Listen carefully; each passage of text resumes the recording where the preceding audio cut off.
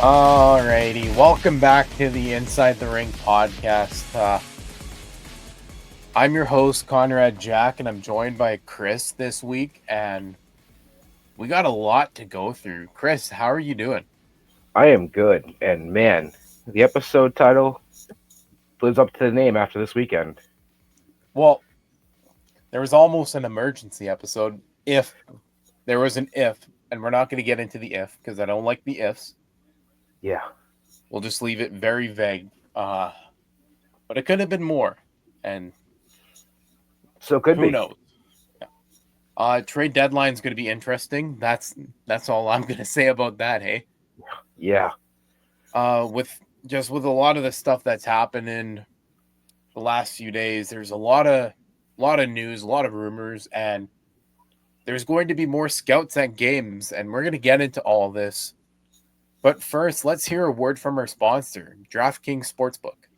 DraftKings Sportsbook is Boston's hometown sportsbook. It's live right here in Massachusetts. Bet local on all your favorite sports from the comfort of your own home with DraftKings. To celebrate, all new customers will receive up to $250 in bonus bets when you sign up for DraftKings Sportsbook using code ITR. You can now bet local on moneyline spreads, props, and more with one of America's top-rated sportsbooks. That's DraftKings Sportsbook. Download the DraftKings Sportsbook app. Sign up with the code ITR to get up to $250 in bonus bets to use. Now that mobile sports betting is live in Massachusetts, that's code ITR, and it's only at DraftKings Sportsbook. If your loved one is experiencing problems with gambling, call 800-327-5050 or visit helplinema.org to speak with a trained specialist, free and confidentially, 24/7, must be 21 plus, physically present in Mass. Eligibility restrictions apply, subject to regulatory licensing requirements. Eligibility and deposit restrictions apply. Opt-in required. Bonus issued as free bets. Terms at DraftKings.com/MA. Well, always love to hear from DraftKings Sportsbook, and yeah.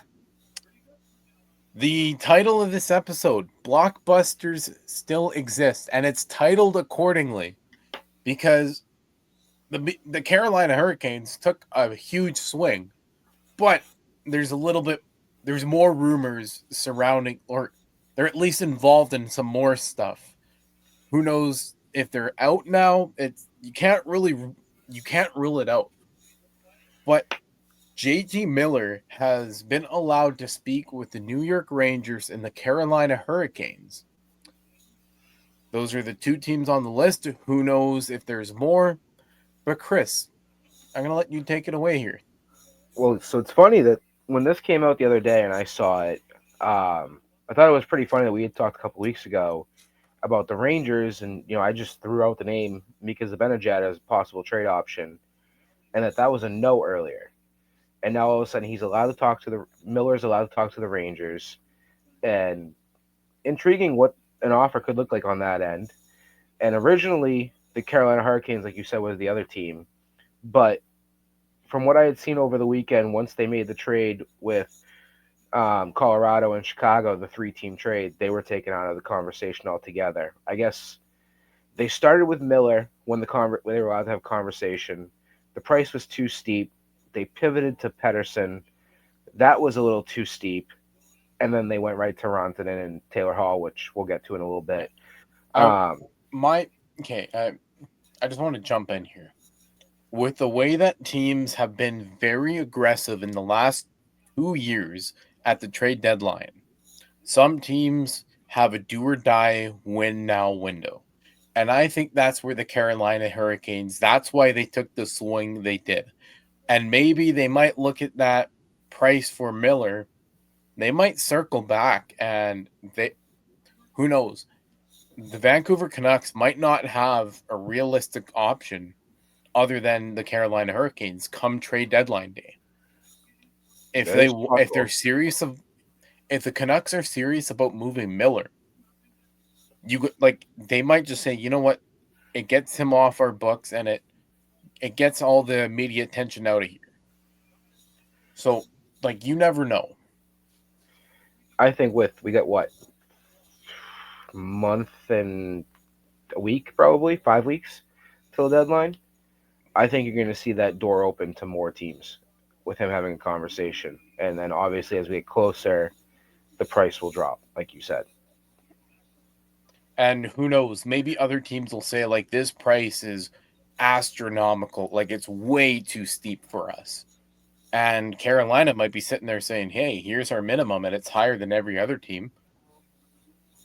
And it still may not be a great return, but who knows? Like, the whole JT Miller situation, it's interesting. And we'll get into more of that later in the episode with a bit of rumor stuff. But the meat and potatoes of this episode is the Mikko Rantanen blockbuster. And I got a discussion topic is, could this spark more teams to move their pending UFAs? But first, I want to get into the Rantanen blockbuster in and of itself. The Hurricanes acquire Mikko Rantanen, Taylor Hall, and the rights to Nils Junstorp. The Colorado Avalanche acquire Martin Necas, Jack Drury, a 2025 second-round pick, a 2025 fourth-round pick, while the Chicago Blackhawks retain half of Mikko Rantanen's salary and also get a 2025 third-round pick, which was their own pick, I believe. And what a trade. And Chris, my first NHL game in the press box, so that was quite the night for me. I was a lot of emotions on my end, and then I'm speaking to a lot of media people, but the lady from the Salt Lake Tribune, her and I I was sitting with them visiting media. That's where I was sitting. And we're all like, holy crap. Like, the second that Sarah Volley tweeted that Mikko Rantanen was being traded to the Carolina Hurricanes, we're like, oh, all right. There has to be a guy like Aho, Svechnikov, or Jarvis going back. And I was like, all of us were saying there was no way that the Hurricanes were getting out of that without giving a big player. And they got out of it without giving a big player. Like, Chris, what was your initial reaction to that? So I was at dinner in Boston, and my phone is just going off nonstop, and I'm like, something's wrong. And I didn't have my son with me, so I thought something was wrong with my son. So I got up, excused myself, went to the bathroom, and the first thing I see, and you said his name, all I saw was a tweet that says Jarvis was not included in this trade. I'm like, what trade? What just happened? So I'm going through Twitter now, and I see Rantanen's name, and then I see Hall's name, and I'm like, this is a massive trade. And then I realize both of them are going to Carolina. I was mind blown. I'm like, this has got to be a bigger return. Like, what else is coming if Jarvis isn't included? And then all of a sudden, like, it was a long night before all the pieces finally trickled in. I mean, it was probably 10 o'clock my time. We were halfway through the third period in the Jets game by the time everything finalized. Like, I was sitting there, and I was like, where is everything? Like, this has got to be more coming. We're like, I was talking to a lot of the Winnipeg media, and I was talking to the visiting media, the two people from the visiting media, and we were taken aback. It was wild for a trade of that magnitude to happen on a Friday night. It was crazy, and it's a story I'm going to tell forever, obviously, because not every day you get your first game in the press box, and like Taylor Hall for a first overall pick. This is his 7th NHL team. It's obviously a much needed restart for him, and it allows them to get into a competitive market again. Mikko Rantanen I can't remember when he was drafted. I think it was like 7th or 8th overall, and it might be lower. But a player of his magnitude, he's arguably a top 3 winger in the league right now. Mm-hmm. And that's the kind of player that Carolina is getting. You're adding the known chemistry that he has had before with Sebastian Aho, because they grew up together and they played together. Mm-hmm. Carolina gets out of this trade without giving up a big player, and that's no disrespect to Martin Necas. Colorado gets a good center in Necas. But when you look at Necas and Rantanen, do you think those pieces as the main pieces going back and forth align in this trade? Because I don't, truthfully. They also didn't give up a first-round pick. Yeah. And that's another thing to realize. Now, I remember, like, there was a lot of people saying, like, Carolina isn't done and all that. Or not Carolina. Colorado isn't done. And I just remember we're all frantically sitting there like, there's no way Colorado is going to make a swing like this. And Crosby's name floated out. Well, and Kevin Weeks had a lot to do with that, posting the Pittsburgh skyline. And who knows, maybe he was posting that because he knows something that we don't. But I don't think that was the right time to put some more gasoline on that fire. No. Nope. And yeah, it was a crazy night. Like, it's not every day you get a massive trade, a blockbuster trade like that. And I don't want to say I knew he was getting traded because I'm not an insider, but I almost had that gut feeling that Rantanen wasn't going to be a Colorado Avalanche by the end of the season. Yeah, I thought he would be, but I was a little shocked he was moved. See, where I'm coming from is he already turned down a $12 million extension. He wants to be the highest paid winger in the league. He also wants to make more than McKinnon on the team. Everybody knew that. The other thing that Colorado has to look at they're looking at their team. They obviously have an internal cap. And they're obviously looking 2 to 3 years down the line when you got Cale Makar. He's making $9 million right now. He signed that 6-year deal, and it was known that he took a pay cut so that they could try to win again. Mm-hmm. Don't get me wrong, Makar's a really good player, but if $9 million is what he took for a pay cut, you're looking at maybe 14, 15 million for Makar when he's due again. Well, that's a good question because we talked about this a couple weeks ago. It makes me wonder, too, with the extension of Blackwood, did that kind of play the hand a little bit here? We got to move him now because we extended our goalie, and like you said, Makar is going to be extended soon. And that's going to be very expensive. But this whole Rantanen blockbuster isn't about the team itself or the Colorado Avalanche itself. Like, we could go on forever about how this affects the team, and we'll get into that in a minute. But my first topic that I want to talk about regarding the Rantanen blockbuster is, could this spark more teams to move pending UFAs?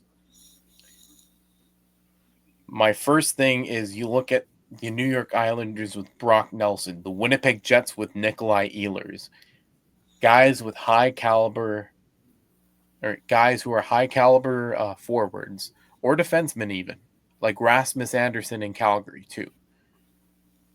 Could we see teams who are in win now mode trade their pending UFAs to teams that they know that player will sign there anyways and try to recoup at least something? I can see it. I mean, I think we talked about it, last week or the week before with the 4 Nations break. I think this is going to be what starts it if it's going to happen. I think you're going to see some deals coming. The whole thing with that is Lindholm got traded in January last year. There's always a good trade or two in January. And there's always a trade deadline before the trade deadline. That's kind of how it is. But I think this could just, like you were saying, I think this could be what catapults it all. So, and yeah. when I look at pending UFAs, is when you look at the UFA market, Carolina had to be very certain that they were going to be able to re-sign Rantanen. Mm. Because if you lose him in free agency, you didn't swing as much as you could. Granted, there's also other UFAs on the market, like big name UFAs too, but is there that Mikko Rantanen caliber player available? Not that I see. Here, and another thing that I've seen is people are saying is, oh yeah, Mikko Rantanen might resign in Colorado in unrestricted free agency. And you know how chaotic that would be? If there was a handshake deal under the table and he does that. That would be something. Yeah. I don't want to speculate too much, but I saw something on Twitter. It was just a little throw out kind of deal. No speculation really there, but now the other discussion topic about things is, did the Colorado Avalanche lose the Mikko Rantanen trade, or is it too early to say? And Chris, do you think it's too early to say? On paper, yeah, they lost it. But, you look at what they did yesterday with both of the guys they acquired in this trade, and, Nietzsche had 2 assists, and Drury had a goal. So are they sliding in and fitting in well? I don't think, maybe I'm wrong, they played, right? Rantanen and Hall. They both played. Yeah. They didn't do any. So that was their first game, Rantanen and Hall, and granted, neither of the 2 guys in Colorado are on the score sheet their first game. They did it in the second game. So right now, on paper with the names, yes. In a week, I might have a different answer for you. Okay. So I feel like this could be an interesting discussion topic that we have maybe when Jade is with us again. I look at the standings right now in Colorado where they are and Carolina where they are. Carolina's okay, I think. We'll talk about the reason why I think that in a little while. But Colorado, with the moves they made and what they got, they could make a run to be in that third spot, maybe even second spot in the Central Division, with the way things have seen after 2 games with their new acquisitions. So I'm going to pull up the standings very quick, but just kind of the way their position is, Minnesota has been on a downslide, but realistically, the Central Division should be Winnipeg and Colorado should be neck and neck for first. Dallas and Minnesota and St. Louis should be fighting for third, fourth, and fifth. I put Dallas in that conversation with Winnipeg and Colorado. I can see what you're saying. Just with the punch that I've seen from Winnipeg and Colorado this season, because they've gone through the adversity that every team needs to go through in the regular season. And they went through it early in the year with how many guys were hurt at once. They were playing guys that were fourth line AHLers. No disrespect to them either, because the AHL is still a great place to play. You see great development in that league. But also, we saw guys up in the NHL who had no business being there other than guys are hurt. So Colorado, having faced that adversity early on in the season, it was good for them. Dallas, I haven't seen a whole lot of adversity on their end. I haven't seen something that they're going to have to work through as a team. That's just my opinion on the team, but when you take a look at the mold of teams that go far in the playoffs, take a look at the first year that Tampa won the Cup. They were without Captain Stamkos. He came in and played 2 minutes and something odd seconds, scored a goal, and that was it. That was their adversity. Trying trying to think of another good example, but I can't off the top of my head. Like, Stanley Cup winning teams need that adversity, and right now, for me, Colorado is emerging as an early favorite to win the Cup. Like, that's kind of where I'm at. So, like, do you have any more thoughts on that? You say adversity in Dallas. I think losing Sagan's a big one. He had 20 points in 19 games before he went out with that hip injury. Okay, I can see what you're saying with the Sagan thing, but like, I don't know how to formulate my thought on this one because Sagan's a good player, but does he strike you as the game-changing player that Dallas needs night in and night out? I mean, he can be, especially where he was playing. I think he was on the third line and the second line for a little while. So he gives you, if he's on the third line, gives you that bottom six scoring you're looking for.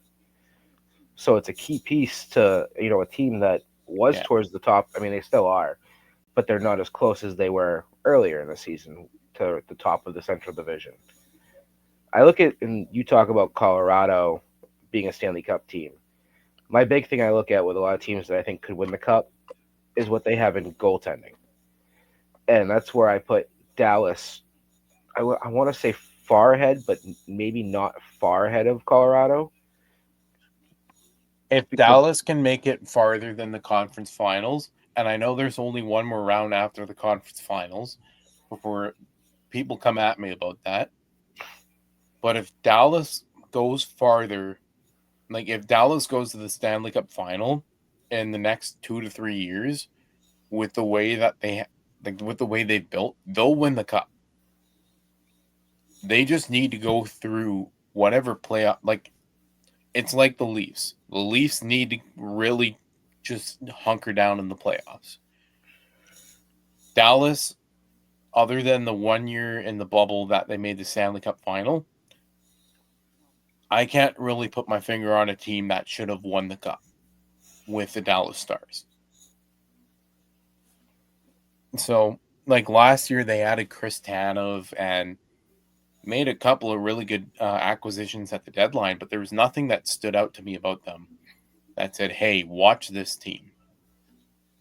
And I know Jake Ottinger, he wants to be the starter at the Four Nations, but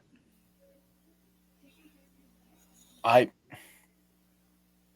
think he'll be the starter at the Four Nations because, one, it's an NHL-sanctioned tournament, and two, the guy in front of him might just take it as a bit of time to rest and relax. Not saying that he won't take it seriously, but the guy in front of him who's arguably going to win the Vezina and the Jennings for a second consecutive year, barring anything significant happens on the season, he's also going to be in the Hart Trophy conversation. Connor Hellebuck's having one hell of a year. With the way that, like, the Central Division lines up right now, you could argue 6 teams in the Central make the playoffs. If the NHL playoffs was based off of points, I can only see 2 teams out of the Pacific and 6 in the Central making the playoffs right now. That's just what I see, but then you look at St. Louis and Utah, who are well out of a playoff spot at the moment, behind LA. Just, like, there's a lot to say. And kind of circling back over to Colorado and Dallas, actually. They both have that element that they need to go far in playoffs. But the year that Colorado won the Cup, you had guys with experience, and you had guys that knew what it took. You had veterans who knew what it took. I'm not saying Dallas didn't have that. Winnipeg hasn't had that. They don't, like, they added at the deadline, don't get me wrong. Toffoli and Monahan were great additions, but playoffs is a whole different bear. And yeah, that's kind of what I'm thinking. Chris, do you have any things to add on that? I don't. It's gonna. I mean, that division's, to me, like you said, with this trade, I disagree partially on the 6 teams in the Central. Yeah. I think the Kings are definitely a team in the Pacific that could get in and make a run, especially with the way Kemper's been playing. And they're supposed to be getting Doughty back. I don't know if he's playing tonight. I thought he was, but I haven't seen him. Maybe I'm missing something, but that's another team that I look at that can make a run because they have experience. The other team that we don't talk about, and we talked about them last week in the Central, is Nashville. But we won't get in too much into that, but they're one of the hottest teams in that division. And they can definitely make a run to get back in. And I think even if things struggle in Colorado, they could catch Colorado. Maybe not. 17 I points think is a little steep. I think we're going to really see Colorado's endurance after this trade because 32 games left for Colorado and 34 left for Nashville. Colorado has 17 points in hand. Mm-hmm. Like we're looking at a team that they've had their due, like they've paid their dues, and they've really gone through the gutter some years. Nashville, if they figure it out and they go on another heat, like if they go on a heater like the 16-0-1 after the canceled U2 concert, we could see quite a different playoff picture right now. Mm-hmm. But I think we're looking at a pretty firm playoff picture for this year. I don't see it changing very much. There's always that sleeper team. Yeah. I mean, Well, there's three take a that look at so far that I think could have a chance that are out of it right now, or four actually in the West at least. well, if we're going to talk about sleeper teams, look at where Columbus is. They're a team I think that's going to get in. I just think they have a lot going for them. Now, do you see them knocking out Tampa in the wild card? I could see them knocking out either team in the wild card. Okay. Now, teams like this is becoming a playoff discussion, and We were going to save that probably till the Four Nations break, but yeah, well, we'll get more into it anyways. But like, I know this kind of out of the realm of topics right now, but what do you think about Boston missing playoffs? they're on my list of teams that I don't think get in. Because they're holding on by a hope and a prayer. Montreal, 3 points back with 2 games in hand. Tampa is 1 point back with 3 games in hand. They're a team, though, all year, whenever they slide out of the playoff spot, they somehow find a way to win the next game to get back in. And I think we saw it, I think it was over the weekend before Ottawa played last night. Yeah. They found a way to win, I think it was 2 straight, to slide right back in to the 3 spot. And then Ottawa won last night and took the 3 spot away from them in the Atlantic. So now they have the top wildcard spot. Yeah. And what about Ottawa, man? Like, they're a team. I mean, we talked about this before we logged on with Swayman and that issue. You're seeing, I think the real true goalie taking care of business in Ottawa. yeah. And not Swayman, Allmark being out long term right now with the back injury. They're still finding ways to win. And that's showing you what they've done as a team to mature. Right. So I think Ottawa is going to go out and make a big splash before or maybe right at the deadline. And we'll get into that near the end of the episode. But I would love to continue talking playoff stuff. We got a lot to get through still. But yeah, Chris, let's talk about some scouts for the Vegas Golden Knights, New Jersey Devils, Seattle Kraken, Winnipeg Jets, Los Angeles Kings, Philadelphia Flyers, and Carolina Hurricanes at yesterday's game, or Chicago Blackhawks game. So I saw this come across last night, and I texted you to add it to the list for tonight. And I went through, and I was kind of shocked when I saw the names. So the only 3 UFAs they have going into this offseason is Ryan Donato, Pat Maroon, and Craig Smith. And Craig Smith is currently on IR. And obviously they have more, but some of those guys are playing in the AHL right now. And obviously, if you're there scouting somebody, you're not there scouting Craig Smith. And then I looked at the list, and I see the Devils, the Flyers, and the Hurricanes. 3 teams that play in the Metro. Are they there scouting somebody like Pat Maroon, who can take care of somebody like a team that's red hot right now, or was red hot, and they're fighting back into the playoff spot, and the Rangers?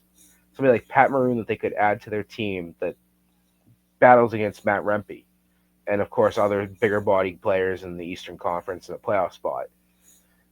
One name that I did see, obviously talking about Pat Maroon, that we talked about this team already, the Hurricanes and Pat Maroon would be interesting to see. Give somebody on their fourth line with a body that could be something that they very much need come playoff time. Yeah, honestly, I look at how I'm looking at the roster. I don't see anyone on the Carolina Hurricanes that can go out and do that sort of job when needed, when it's coming into playoffs. Like Carolina, it's year in and year out that they get bounced, and last year was all in or nothing because they had very limited cap space and a lot of there was a lot of turnover in Carolina. Mm-hmm.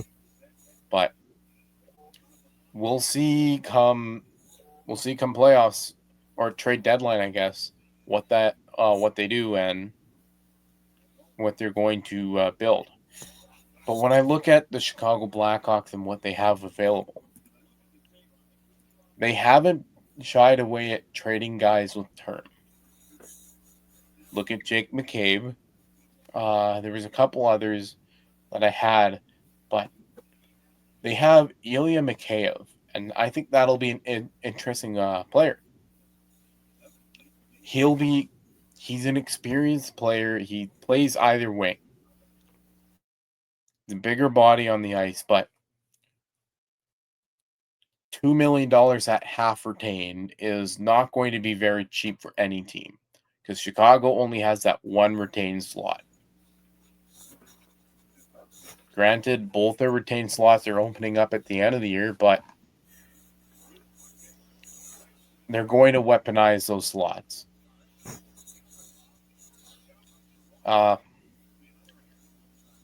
With so many scouts circling the Chicago Blackhawks at the moment, we're going to see as time kind of passes. I don't see anything imminent when it comes to a trade with the Chicago Blackhawks right now, at least. After they traded Taylor Hall, of course. Yeah. So,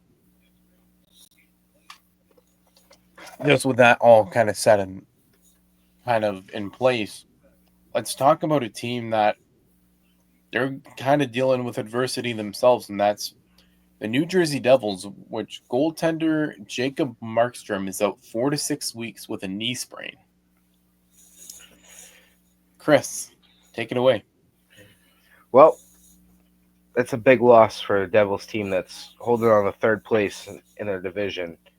And as of going into play tonight, I mean, they have a 7-point lead over Columbus, and the Rangers are coming as well, another team I talked about earlier.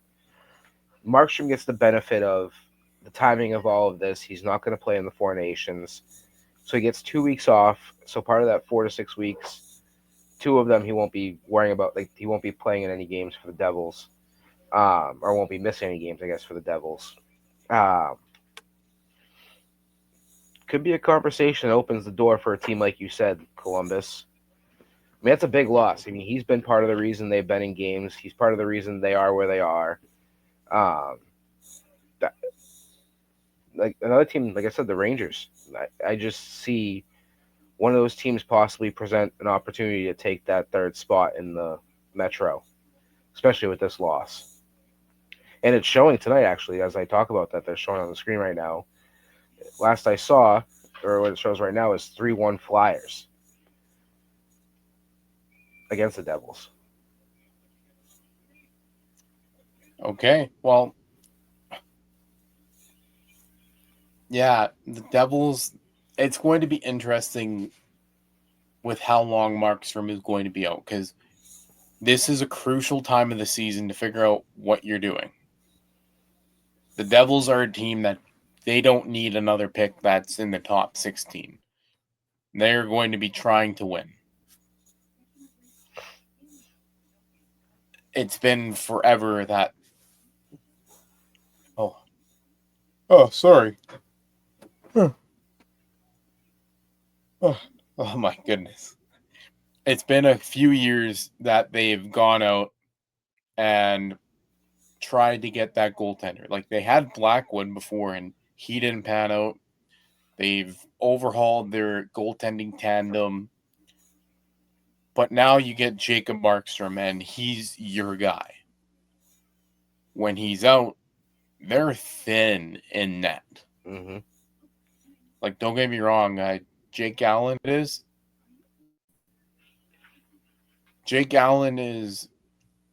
pretty good, but if he's your starter for 4 to 6 weeks, are you confident if you're the New Jersey Devils? No. And yeah, like, they're not the Edmonton Oilers who can just they can outscore their opponents at a whim if they choose to. So they got to rely on having solidified goaltender. But I don't think the Devils had a contingency plan if Markstrom went down. Nope.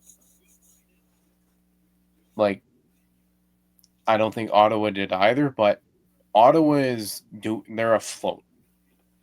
Ottawa find a way with their other goalie. Yeah. Ottawa, like, what they're doing is great. The Devils need to figure it out soon what's going on. Because it's going to be a matter of if Markstrom, if he's out any longer than 6 weeks, you're hoping that something happens, like a miracle happens with a third stringer. I would go as far as saying 4 weeks, because like you said, 2 of those granted are the break, but if he's out, if he makes it to that full 6 weeks, there could be an issue where they're out of it and they need him back, and he may not be ready, and they rush him back, and it causes more issues. I don't think the Devils can afford to rush him back. They might have to. I mean, there might be an issue. I mean, I'm looking at their schedule right now. Obviously, struggling tonight against the Flyers. They have the Flyers again on Wednesday.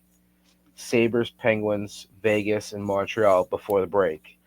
So winnable games on there before the break. But then they come back, and it's Dallas, Nashville, Colorado, Utah, Vegas, Dallas, Winnipeg. And that's going right into the first week of March.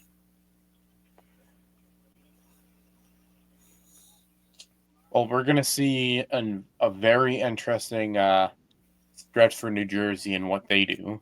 And who knows, maybe they go out and get another goaltender. That's a move I could see.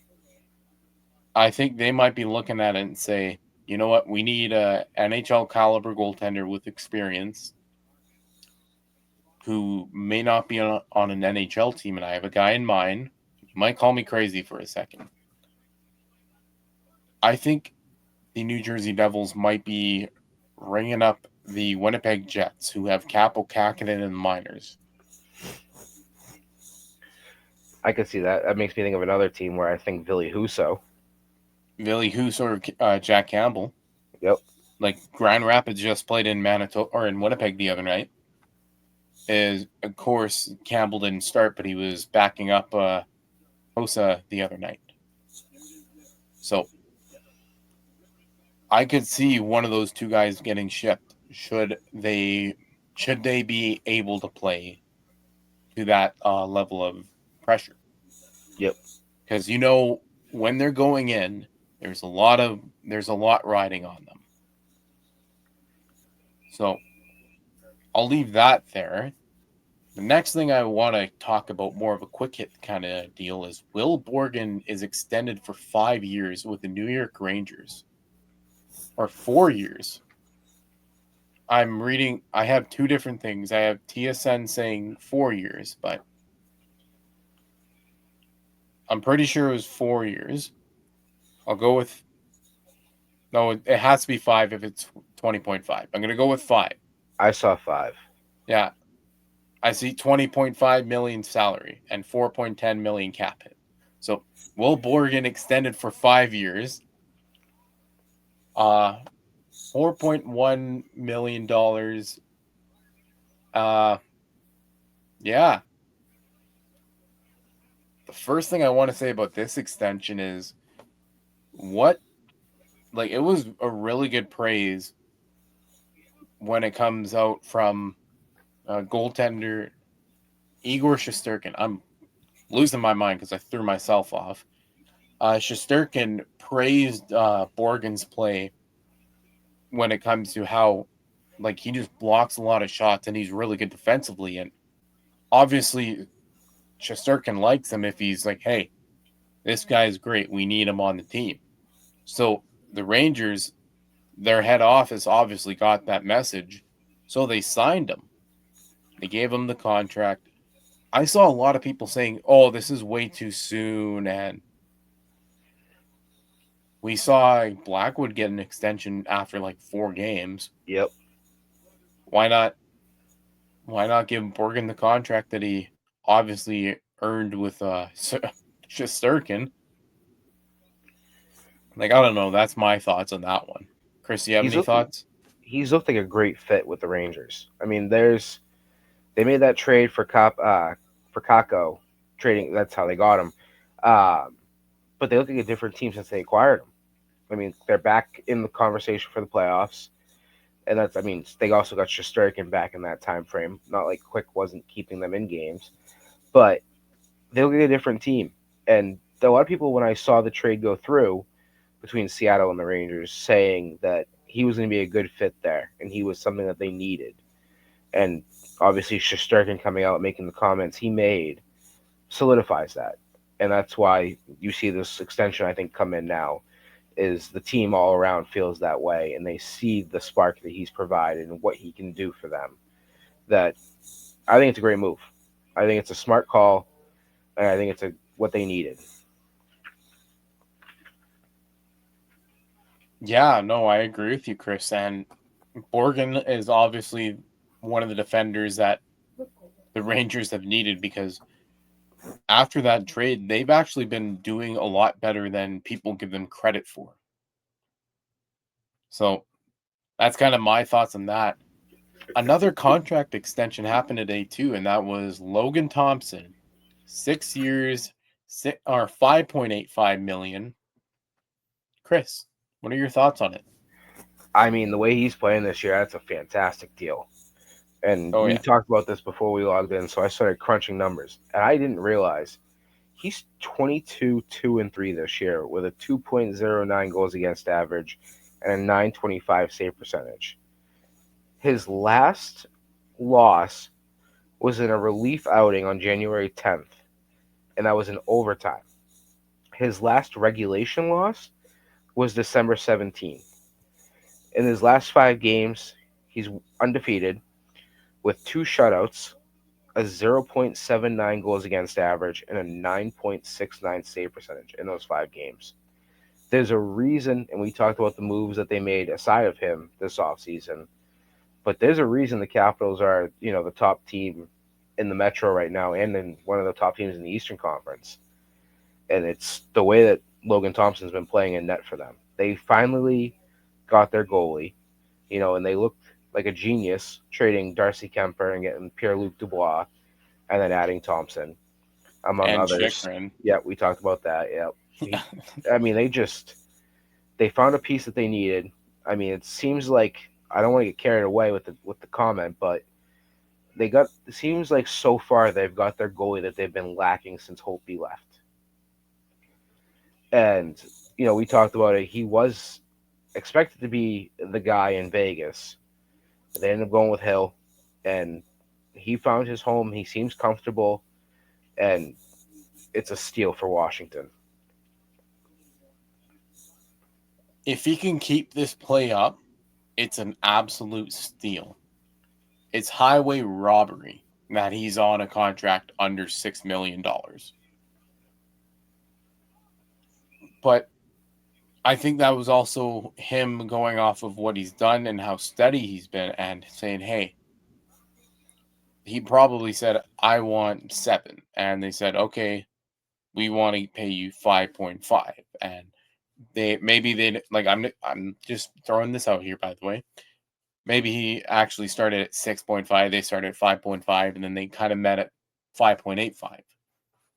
It's like we weren't in negotiations, but also negotiations happen, and I think that's a good realistic number long term for Thompson, and he gets 6 years of stability. Like he's making $775,000 this year. Mm-hmm. I think a lot of people forget that when it comes to contracts, and who knows? Maybe it was a case of they went out and they had a lot of confidence that Thompson could be the guy because Vegas, he was supposed to be the guy in Vegas, and Aiden Hill came in out of nowhere, seemingly came out of nowhere, and stole the show. I wouldn't be surprised if Washington thought Lindgren was going to be the guy, and then they saw Thompson after the first month of the season, and that's when things changed. Maybe. And yeah, no, Logan Thompson, I told the story last week, and he gets traded, and then 15 minutes later at the draft, he's got to go to a signing. So it's interesting to see these things, and yeah. Speaking of contracts, Tony DeAngelo is back in the NHL. He was terminated in the KHL not too long ago, and then Lou Lamoriello signs him to a 1-year league minimum contract. Now, it came out that he left the KHL for family reasons, personal reasons. And so I was thinking, okay, maybe he's going to sit out of and not play for a couple of months because maybe he has something to figure out. Or maybe he just used personal reasons as an excuse to get out. And like I said, who knows? We're not there. We're not in the situation. But also, that was very soon after he left the KHL. He gets that deal with the Islanders. Chris, do you have any immediate thoughts on that? I saw it when it broke, and I thought him going to the Islanders was a solid signing for a team that's struggling this season.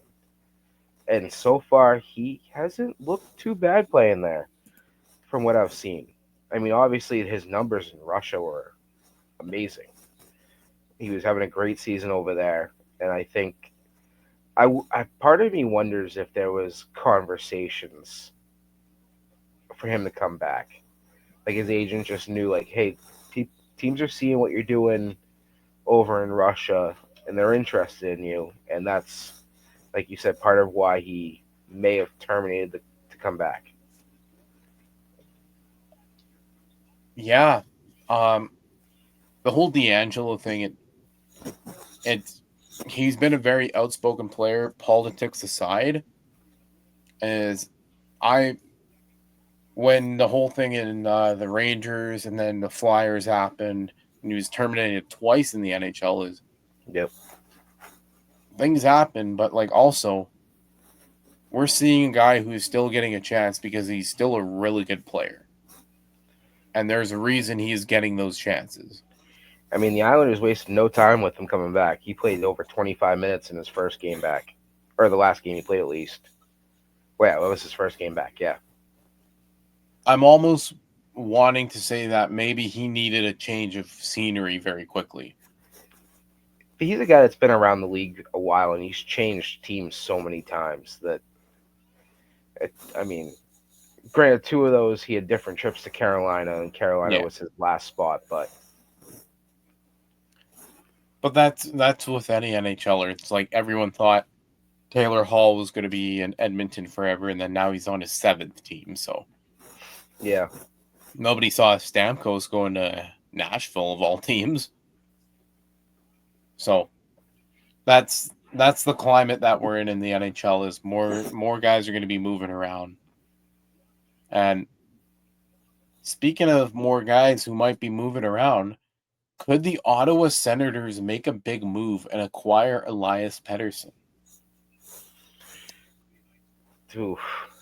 It's a very big topic, and for the second last topic of the episode is I can say I see it because look at the position that the Senators are in right now. I can see them making a move like of this magnitude at least because hey, they're in a better position than they were 2 seasons ago to win. They have more confidence in them from their owner. Their coach is just given them life. And as a team, they have belief in themselves. And you can see it in the way that they are playing. They're going into games against big name teams, like arguably Stanley Cup contending teams. And if they're not winning, they're at least giving that team a run for their money. But it's also worth noting that the Senators, they're sitting above 500 for the first time in a few years. Yep. Maybe the first time since like 2017-18. So everything needs to be taken with a grain of salt, but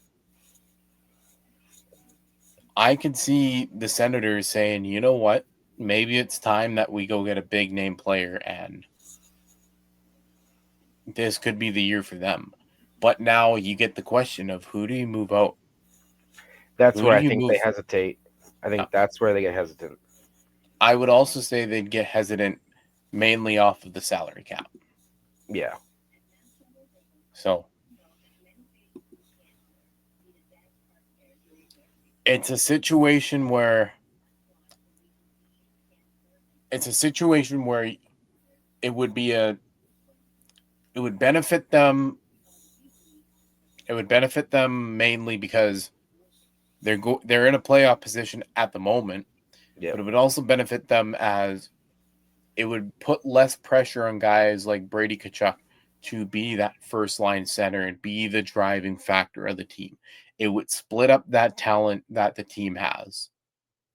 That's what I'm thinking.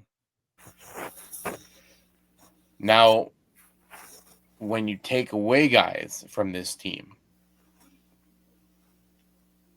who are you taking away? It's like you got to take away a guy like Josh Norris, Drake Batherson, somebody who is of caliber. But then do you take 2 steps forward or you take 2 steps back with this move? Right. So Talent wise, yes, but the chemistry that they have going, that's the question. yeah. That's what I'm thinking, and I don't want to sit here and speculate for too much. That's all I really have for that one, but last but not least is, and I think it's fitting because we're heading into the Four Nations right away. But it came out yesterday that Alex Pietrangelo withdrew from the Four Nations face-off. Chris, take it away. Yeah, so he played, from what I saw, it sounds like he did play last night, and he's just focusing on something that he wants the 2 weeks off without further injury. And the question's already come out. Who's replacing him? And automatically, it sounds like everybody's just saying it's Drew Doughty. And there's no question it's Drew Doughty, who I got confirmation did not play tonight. I thought I saw 8, but I did not. But he is on the trip, so he will return for the Kings at least some point over the next couple games. And it sounds like even with him coming back, it's a way that, they want to get him ramped up. So it sounds like he's a replacement for Pietrangelo, but a lot of people aren't happy about it. They want Uyghur, they want somebody like Tanev or Montour or Bouchard. So it's an interesting move. I'm not surprised, but My one question for you, Chris, is could we see more players withdrawing from the Four Nations? I don't think so because a lot of players are excited about it. I mean, if they're dealing with something, yeah, you might see that, but I think you're going to see whoever's been named want to be a part of this. Well, in the case of Pietrangelo, is he said it was for injury seasons and for the season, but then yesterday, I think it was yesterday, is he was skating and playing. Yeah. So Yeah, he said it was an ailment, and so he was Okay, pulling out yeah. because of an ailment. And so that tells me that I think he wants to play, but I think he knows, like, obviously the season matters more. He's pulling out. Whereas I see a lot of players looking at this like, if I'm fully healthy, if I'm not dealing with anything, I'm not pulling out. I don't care. I want to represent my country, and I want to be a part of this. And I could also see guys who are on Stanley Cup contending teams who maybe just they're there to get some extra reps in for the year, but they don't go full tilt. There's always that injury risk. Who knows? Maybe Team USA, and we were talking about the goaltending thing earlier. Maybe Team USA, maybe Ottinger is the guy that they came in because Hellebuck said, hey, I'll go, but I don't want to go pedal to the metal every single game. Right. And maybe at the same time is for him, it's a badge of honor if he's on Team USA and they go and they win it all. And maybe that's fuel for him to go and win it all again. Yep. So there's a lot to factor in when it comes to guys withdrawing or potentially withdrawing and Pietrangelo withdrawing. But there's also there's even more to factor in when it comes to guys who are injured and supposed to play. Because if you look at Markstrom, he was supposed to be with Team Sweden. Same, I think Almeric was as well. And I believe so. Yeah. Friday's 32 Thoughts, they were joking around is does Joey Dackert have any Swedish heritage? So I found that a little funny topic, but like it shows you how much these guys want to compete. And they're at the level that they are supposed to compete at for a reason. And maybe Pietrangelo was trying to play through it, and then finally he sat down with the team and the people for the Four Nations for Team Canada and said, you know what, guys, I don't think I can go. I think this is going to physically limit me if I play through this tournament and I have to go down in the stretch run. And another interesting thing that I saw, and I know this is completely speculatory on the person who posted this, so I'm not going to out them, is that Alex Pietrangelo could be playing through something that might require surgery. And we know how Vegas has been when it comes to shutting guys down conveniently in time for the trade deadline. Yep. Like, I'm not going to expand on that thought because the person who posted it, I know it's completely speculatory, and I don't want to speculate myself, but it's just that little element of you don't know the business side of things. And I think we're at a point in the season where you look at teams and guys are going to be very serious and more cautious about their body and what they're trying to do. So I think that kind of wraps it up kind of nice for myself. Chris, do you have any more thoughts? I don't, except for the fact the Red Wings look like they're about to win their third straight game. So that's a good sign for them. Okay. Well, I think that wraps it up nicely for episode 23. Blockbusters are still here, whatever the title's name is. But we'll see you next week, and hopefully it's Chris, Jade, and myself. You have a good evening and morning, whatever you're listening to this, and take care.